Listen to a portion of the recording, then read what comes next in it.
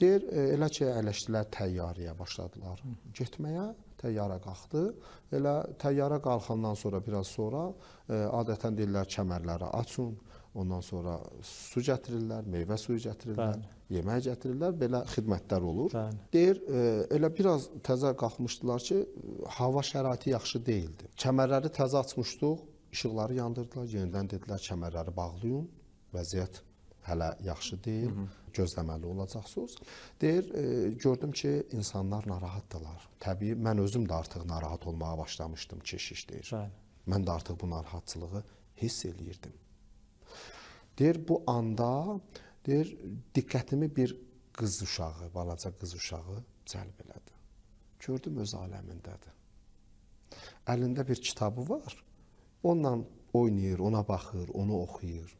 Hamı hərə bir zikir deyir, hərə görürsən Allaha çağırır, hərə bir işlə məşğuldur, narahatçılıq. Başını itirib cəmaət. Narahatçılıq ifadə edirlər. Mən özüm də narahatam, belə deyir, narahat deyirəm. Amma görürəm o qız uşağı çox aram, çox rahat kitabını oxuyur.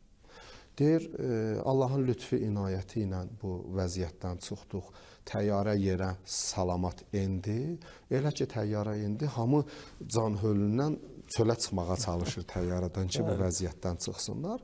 Deyir, hamı çıxdı, hamı getdi, mən qaldım, bir də o balaca uşaq. Deyir, yaxınlaşdım o balaca qıza, dedim ki, bu vəziyyəti görürdün təyyarədə, təyyarə titriyirdi, vəziyyət hamı narahat idi, ağlayan kim, nə bilim, sızlayan kim, belə. Dedi, görürdüm əmi.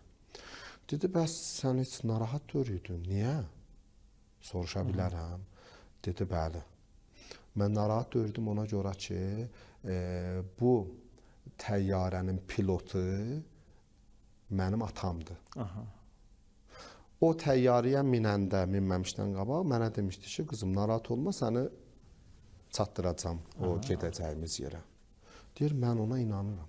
Atama inanırdım. Atama inanım vardı. Ona görə mən bir an belə olsun narahat görürdüm. Bilirdim ki, atam nə olur olsun məni çatdıracaq. Deyir, o zaman imanın nə olduğunu anladım.